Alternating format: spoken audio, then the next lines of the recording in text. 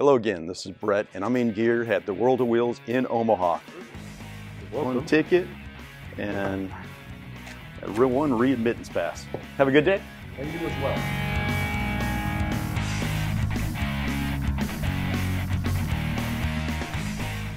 We're backstage, people are getting things done. Right here I have Retro Ryan, as his friends know him, and we're over here at the Cavalcade of Customs. I get you a sign right up there. Okay, so Ryan is a customizer, and he's agreed to just walk around the show in this little area, and he's gonna just kind of talk about some of the finer points of this custom modification culture. So, Cool School 101 with Retro Ryan. Right on. Ryan, let's get at it. Retro Ryan, take us through this in the era that tells the story best. So I think we'll start over here with the old 39 LaSalle here. Okay. 39 LaSalle. A little bit about that LaSalle. You were talking to me about that. So LaSalle was made by Cadillac, but it was his own line. Is that correct? It is correct. Yeah. So basically, the Cadillac or the LaSalle is like the more affordable version. Okay. So the value line. Yeah. Okay. What really makes this model year stand apart? This is kind of like a fat fender, kind of a tail dragger car is what they would have called it. A tail dragger. Okay. Yeah. Yeah. And if you kind of stand back off to the side here, you can see the stance of it. You see right. I see that. The tail dragging on. That's where they get the tail dragger. All the way back here in the back is what you're pointing to. Yep. Okay. Yep. So this car here, you know, it's been lowered. Some of the dechroming and a nice chop top with some nice flowing lines on it. So this would have had more chrome in like what areas? Yeah, probably like on the fenders and the fender skirts and whatnot. It would have had a little more bling.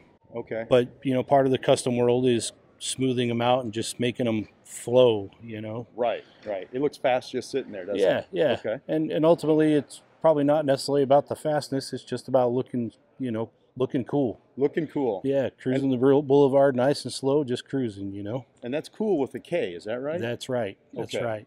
I'm gonna come around to the back here. Anything else you'd kind of point out about those?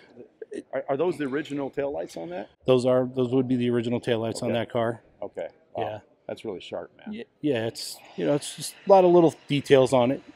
Okay. Awesome. Yeah. You want to pop on this next one? Yeah. So this here is a 50 Mercury. 50 Mercury. Yeah, and this car here kind of would have been the epitome of what like a 50s custom would have been right here. Okay. I'm seeing a couple things pop off. Those louvers, these Frenched headlights. Yep, louvers, the Frenched headlights, the chop top. How many inches you think came out of that? Oh, I bet you there's probably, I'd say probably 6 or 7 inches out of that top on that car. Okay, perfect. Cool. And then if you look at the hood, you know, this is a pretty custom, or thing that most customs do is they do the rounding of the hood corners there. Right. And it's got a custom grill. Wow. Yeah, thank you. It's so easy to miss that. It looks finished. It looks right. That hood corner right there at the very bottom would have come down straight. So they would have had to lop that off, attach a piece over to the fender. And then even if you looked at those fenders, for example, I mean, way back in the day, they used to lead in those fenders, right? Yes, correct. But these fenders right here, I mean, nowadays they're probably used body fillers. Yeah, they're probably using some sort of plastic. And possibly, I mean, you know, a lot of guys still like to do a lead. Okay. I do lead on occasion. It's a lot more expensive these days than it used to be back then. Everything is, right? Oh yeah, and you know, and it's time consuming. So yeah, so like this car's got quite a bit of stuff done to it. You know, it's like the side trim. This is Buick side trim. Buick side trim. Yeah, like if you look at the car next to it, which we'll get to a little later, got the same side trim as this car, which is a Buick.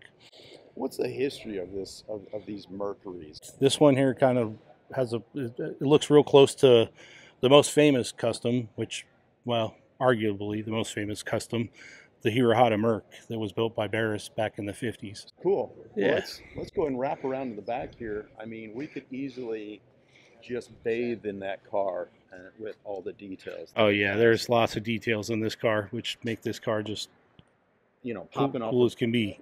I just noticed those vents in the back and got them in and put them in the shot. Man, that says cool. Yeah, it's part of what makes it cool. Should we talk about this this next white beauty here? Sure. This is kind of another 50s style done. You know, I would say This one kind of reflects kind of a mid-50s in my opinion, just because it's got kind of 55-ish Chevy headlights looking in it. You know? And that's Frenched again, but just a different style, right? Yeah, just Frenched again, just a different style. This car's similar but different than the other one. We're still on Mercury here, is that right? Yep, yep. Okay. This is still a Mercury, and I believe this is another, I think this one's a 49, I think. Okay, tell us about those pipes there. I'm saying lake pipes, am I right? You're correct, those are lake pipes. Okay. On some cars they're functional. This car, I would guess they're probably not. It was all about looking cool. And then how about those hubcaps, dude?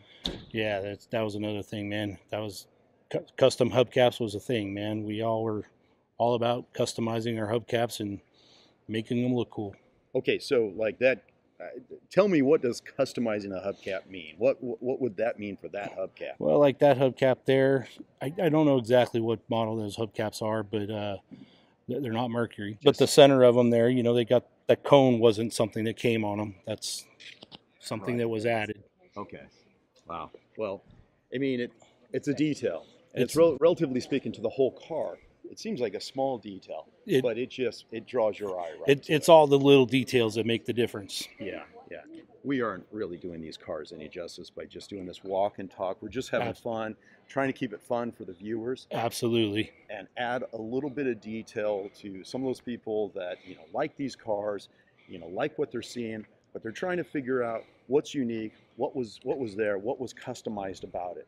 You know, the pinstriping then, man, that has been around for a minute. So yep. What would you say about pinstripe in retro Ryan's words? Well, in my opinion, that's a big part of the custom culture there. You know, if you got a custom car, you got to have some sort of pinstriping on it. Okay.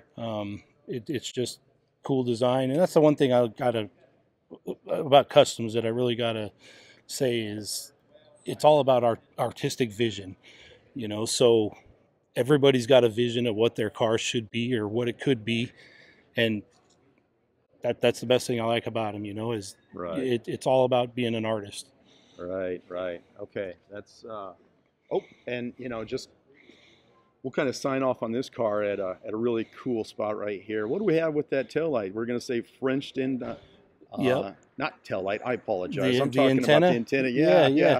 Tail light's custom too. That's got some glass jewels in it, no doubt, right? Yep. But the antenna, that Frenched in antenna, that is a powered antenna inside there. Yep, correct. Real common. I've seen that on a lot of these cars. Maybe not on every one, but it's on quite a few of them. Yeah, that was definitely a custom trick that everybody liked to do. Right on. Okay, tell us of this. I'll tell you what I see. The things that pop off is we've got that satin black. As much as it's, if you will, a subdued color, it's really going to help pop off that chrome. Absolutely. Some of that pinstriping, and you know, so much chrome. I'm going to say it again and maybe one more time. Chrome. Yep. That top. Wow, that thing just, you know, it says, "Look at me. How you doing?" Exactly.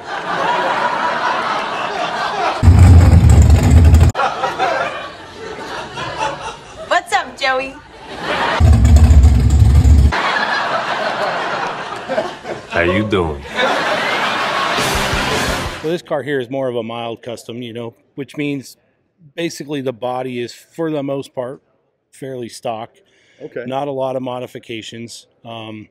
This would have been what like the average guy got into, you know, when he's customizing, you know, just because you didn't have a lot of money to go out and get crazy and chop up. And one thing I also got to add is one thing that added to a lot of these customs being built was somebody wrecked their brand new car. And the way to fix it was, hey, let's go out and do this to it rather than go out and get a new one. Let's fix the old one, you know, the original recyclers. That's so one story of Americana right there. Exactly. One thing I want to point out on this Buick, please do, is this Buick has the same side trim as the Merc that we looked at earlier. Is that right? Okay. So the Mercury would have stolen the chrome off of this car. Okay. All right. I'm not one for judging anything being wrong, because that, when it looks right, it looks right. Yeah, that looks too good to be wrong. Okay. On both cars. Correct. All right. This is a Ford, is that right? Yep. This is a 51 shoebox Ford. 51 shoebox. And, you know, I've heard that term shoebox thrown around. I think I know what it means, but explain that to the audience just so that you know, we're all going to Custom Cool 101 right. I think a lot of guys have different ideas of a shoebox, but the way it was always explained to me was prior to this car, you had big fat fenders.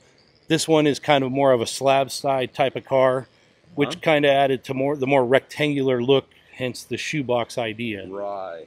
Okay, cool. So this car here's got quite a few neat little tricks done on it. It's got a chop top on it, French headlights. Once again, the rounded hood corners. One of my favorite things about this car that makes this car look so right, we got to step back a little bit and get more of a side profile of it. That. Where should I be looking at? Well, the one thing I liked about this car, and I think just makes it look right, is the chop itself. It's not too extreme. It's just got a nice, good flow to it. And speaking of that chop, what do you think was taken out of that? That chop, I would probably say 2 or 3 inches. Okay, and we'll just assume that everybody knows. But for those that don't know, you know, let's make this user-friendly. A chop is basically taking that A pillar, the A pillar where the windshield is, the B pillar, and the C pillar, and taking out some degree of inches, maybe 2 inches out of the front, 2.5 out of the mid, and 3 in the back, or whatever they wanted to do. Exactly. So yeah, there's Go ahead, fellas. Don't want to hold up traffic here. All right. Right on. So sorry. Hey, no, you're doing everything right. Appreciate you. Okay, that's just fun. You know, we're backstage. People are getting things done, so they got to move around too. Exactly.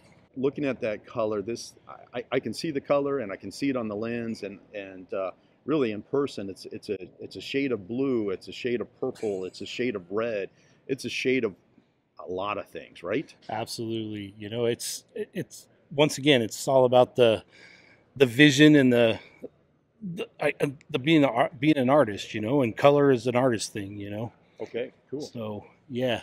Well, I feel better for learning that car. Yeah, and we could walk around these, like I said, every one of these cars we could walk around all day long and just find little details, because every one of them has little details about it. For sure, we are literally scratching the surface. Correct.